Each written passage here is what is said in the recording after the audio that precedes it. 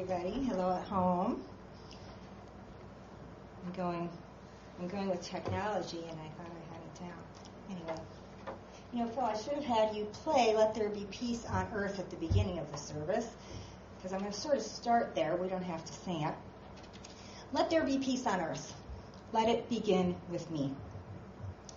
We're all familiar with these words. We sing these words every week. Most of us have probably sung this song at least once a month for possibly decades. And I never knew the history of the song. I don't know if any of you have. I never heard about it.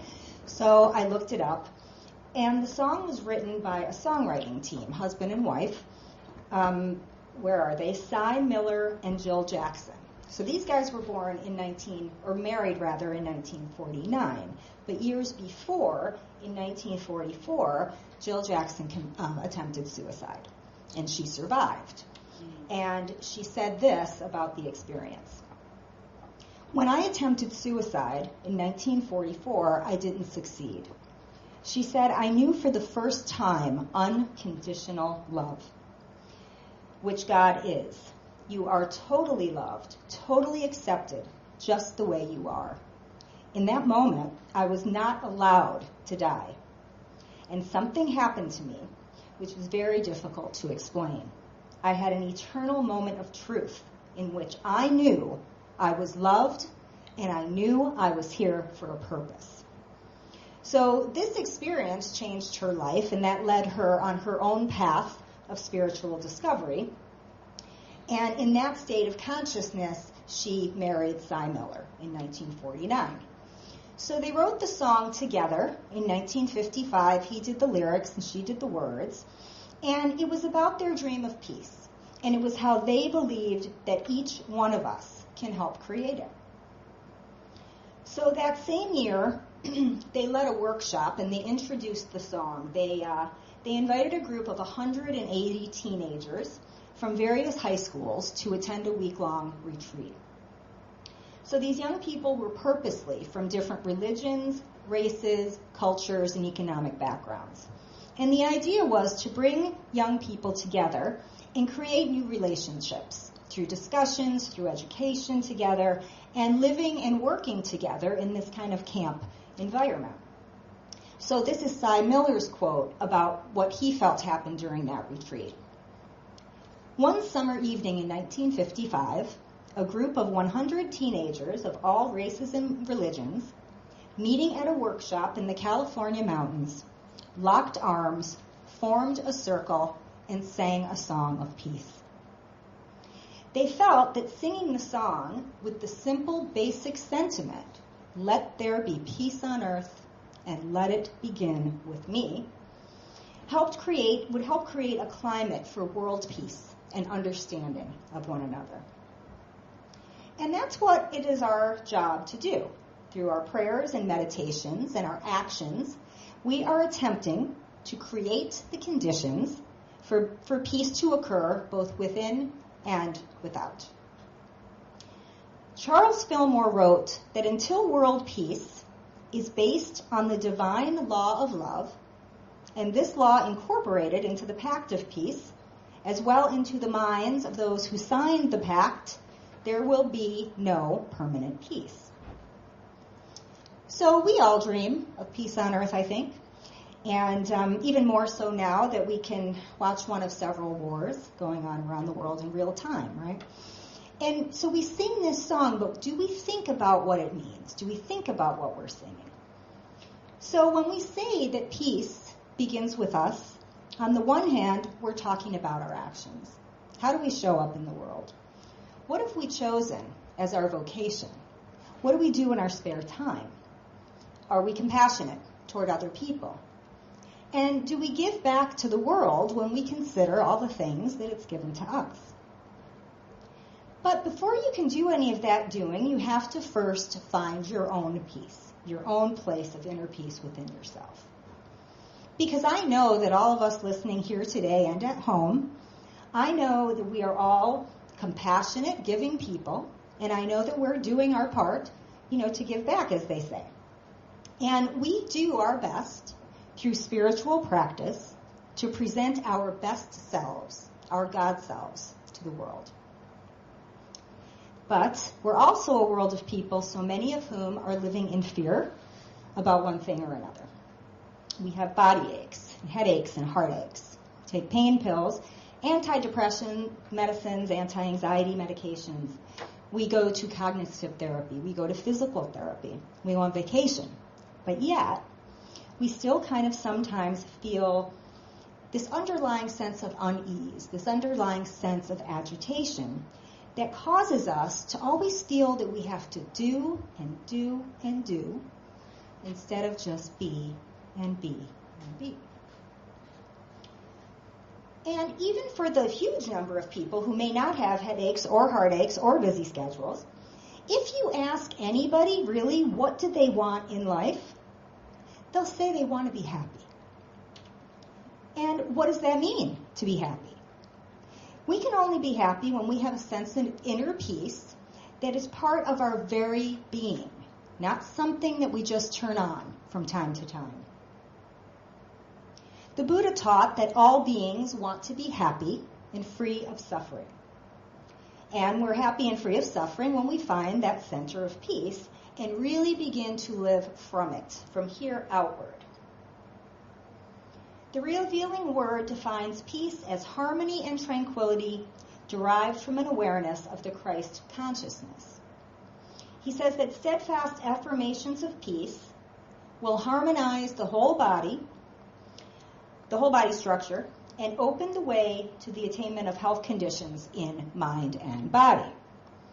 And then he defines a peacemaker as one who has the ability to say peace to turbulent waves of thought and have them obey. A peacemaker is one who reduces to peace and harmony all the thoughts of strife, anger, and retaliation that exist in his own mind. Fillmore goes on to say the ability to say peace to thoughts and have them obey entitles man to the sonship of the Most High. Who here is the sonship of the Most High, right? Jesus taught us to bless the peacemakers, for they shall be called the sons of God. And Jesus himself was the biggest peacemaker of all. The story about Jesus calming the storm is a story about commanding peace in a stressful situation. It appears in 2 of the 4 Gospels, meaning that we are being reminded more than once of this lesson. And so the account of Jesus quieting the storm is in both Mark and Luke, if you want to check it out. But in both accounts, Jesus is telling his disciples, hey, let's go to the other side of the lake. And so when he says the other side of the lake, he's always talking about spiritual consciousness, okay? So he gets in the boat with his disciples, and while they're out there at sea, as most of us know, this big storm comes along. And, there's water breaking over the boat, and you can imagine, I think all of us have this scene in their heads, this vision of this boat and all these people in it. And so in the midst of all of this, what's Jesus doing? Jesus is sleeping on a cushion. And I love the translation when they use the word cushion, because to me, what seems more relaxing than hanging out on a cushion, So anyway, the disciples are upset, they're scared, they're wet, and they wake Jesus up and they say to him, Teacher, Master, don't you care if we drown? So Jesus gets up. He rebukes the wind and the waves. I'm always thinking he goes like this. Not sure if he puts his hand up or not and in which thing. But what does he say? Peace, be still. And if you read both of those accounts in both scriptures, there are exclamation points after those. He is saying this with authority. Peace, be still. Just like that. What happens? Calm. Everything is completely calm now. Peace has been established, at least as far as the weather is concerned. So he goes on now, and now he's addressing his disciples. He's taking care of the storm. And now he needs to know what's going on with these guys. How can he help them now achieve inner peace for themselves, because they're obviously not there right now. And he says, why are you guys so afraid? Where's your faith? What happened to your faith? So, Scripture goes on. These disciples, they say they were terrified, full of fear, full of amazement. But what's really happening is they're stunned. Any of us would be stunned. They really don't understand what just happened right in front of them. And they look at one another and they're like, he says, who is this? He even commands the winds and the waters, and they obey him. So who is this? Who is this indeed, this one who's commanding the waves? It's you, it's me, it's all of us. We have the authority to still turbulent thoughts. We have the authority to still the waves and the storms that occur in our minds because, in truth, that is the only place that the storms are happening. Okay. Anybody remember Martha Smock? She was Daily Word editor for more than 35 years. And her parents were actually friends with the Fillmore, so this lady had a lot of experience with Unity Wisdom over her years. So I found this article at unity.org that I just can't paraphrase this because it's that perfect. So I was going to just read it like it was mine, but we don't do that around here. So Martha Smock says, and this is wonderful, she's asking, is your mind at peace? Perhaps you feel you can't answer this question unless you are able to say that there are no problems in your life and that everything is as nearly perfect and satisfying as you always wanted it to be. When you think of the times that you've experienced real peace of mind, have there not also been times when outwardly there were problems? Perhaps you were like Paul in Corinthians, who was hard pressed on every side, but not crushed. Persecuted, but not abandoned. Perplexed, but not driven to despair. That is Treasures in Jars of Clay. It's one of my favorite, but you're not abandoned. And why? Because you had peace of mind. You had peace of mind and were so filled with this realization of God's presence that you knew with an unshakable knowing that God was all and all was well. I love her. She goes on, peace of mind is not something you achieve when everything is perfect. We know that. She says peace of mind is something that often precedes the solving of the problem. We have to remember that, right? First things first. She says, just as in the eye of the hurricane there is stillness, so in the midst of confusion and distress, there is an inner place. You can have peace of mind any time, right now, for God's peace is within you. Truly, the only peace you will ever experience is the peace that comes from experiencing God. As I was typing this, I'm not sure if she said that one or if I did, but we all need to. Okay. True peace only comes when it comes from experiencing God. So peace is coming from here. So she finishes, she's saying that peace is rather a beginning. It's not a place to get to, it's the beginning because it's peace that produces the results. And that makes sense because we've learned answers come in the silence. Peace is often silent as well. Okay. And again, because peace of mind is made up of so many personal and unique attitudes and feelings and all of this, it's good to remember we're not trying, when we find inner peace, we're not trying to blank out our minds. We're not trying to, put memory somewhere or we're not trying to blank out, okay?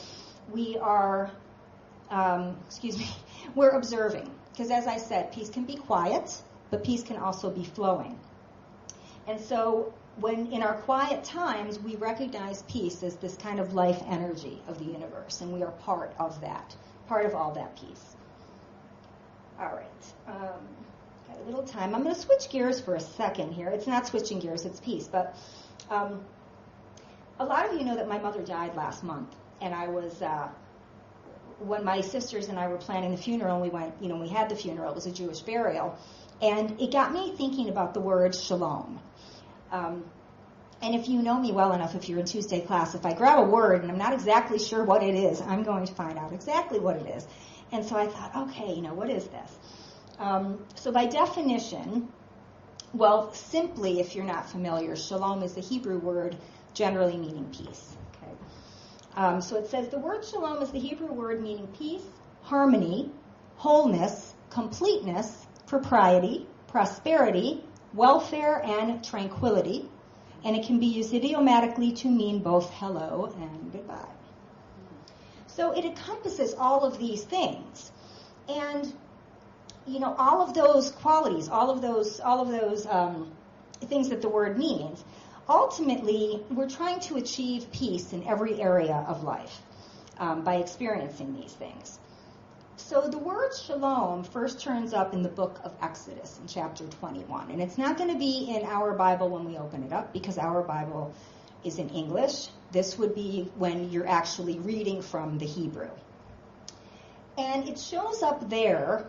Moses, at this point, some of you know I've been reading the Bible. I'm on this plan to read it in a year. And I've been telling everybody about how Exodus is just, if you haven't read it lately, I don't know, you don't need to watch like Yellowstone or any kind of crazy show. You can just read Exodus. And so in this instance where the word comes up, Moses has come from the mountain. He's giving people instruction. He's giving people the laws, ways to live their life. And he's talking in this instant about what do you do with material loss and property theft. So the idea here in using that word shalom in that passage is that when somebody experiences a loss or an injury, that person is no longer whole. Okay, they are incomplete. And when they are incomplete, they are not at peace. So it's said that the one responsible needs to make things right. So in one sense, like here, shalom is used in the sense of making restitution to make something whole again. So when you look at it metaphysically, the wholeness that this word is encompassing, this word shalom, it's not just referring to your physical body, it's referring to this overall sense of integrity, mind, body, and physical affairs. And just one more time with that word, it's used in a different way in chapter 43 of Genesis. And you'll remember Joseph's brothers show up after a while, after they kind of, they weren't too cool with him. And when the brothers come back to him, they don't recognize him. And Joseph, in the Hebrew scripture, says shalom. Now, what we read in the English translation is, and this one word, is your father, the man of whom you spoke, is he well? Is he still alive? And that's what he's saying with this word. So with this one word, he's inquiring about somebody's well-being. And it's asking, are you whole? Are you well? If you were brought up in a Christian church, you have probably greeted people at one time or another, peace be with you. We're greeting people with a prayer for peace. And I was even thinking about the word namaste, the light in me, acknowledging the light in you. I'm acknowledging your light. I'm acknowledging your peace. I'm acknowledging the God within you. So inner peace is kind of our goal, because once that is established, everything else that we do comes with ease. And that's just the way it works, because inner peace is a God-created thing. When we are in inner peace, when we feel inner peace, we are in direct, creative communication with our Creator. We are in God consciousness. If we're in God's consciousness, we are in peace consciousness. Inner peace allows us to move through the world with an open heart and a centered mind. In this consciousness, we move. This is from the Daily Word. We move from reflective reaction to compassionate, intentional response. And I like that, this idea, and we talk about that. We don't want to knee-jerk through life. We want to pause and respond to life from a place of peace. So I mentioned before, we have to create those conditions ourselves for inner peace to happen. I see Tuesday class people here. What am I going to say is the only way to create that situation? Prayer and meditation. I say it all the time. Unity Church is founded on prayer. In particular, the power to heal the body, mental and physical body, through prayer.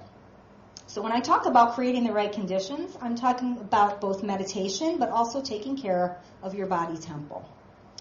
And, the physical body can be prone to aches and pains and problems, from time to time. I don't think it's just mine. But how can we feel peaceful if our bodies are hurting in some way or feel unwell in some kind of way? How can we be peaceful when our energy is depleted because our diet is just filled with salt and sugar and fat and junk? And you can go further with that. What kind of conditions do we create in our own environment? How do you feel peaceful if you watch hours of news every day? How do you feel peaceful if you're on social media all the time, comparing yourself to somebody else? How do we feel peaceful if we are gossiping and complaining? So you can see, while achieving inner peace, you're going for this feeling of chill. You're going for like a Zen feeling, right, within. But it takes a little doing to get there, and I don't mean hard work. I mean it takes awareness, and present moment awareness takes practice. So prayer and meditation, I know for a fact, has brought every single person in this room and watching some kind of peace of mind, some kind of clarity, more so than they had before you started those practices. I think most people would say that's true. Ultimately, peace within and without it comes from a disciplined mind. It comes from a willingness to approach life with courage and with curiosity. All right. So, lastly, don't settle for chaos in mind or body for even a moment. And that's what Maya Angelou meant when she said, do the best you can, and once you know better, do better. You know that. Know better, do better, okay? Okay.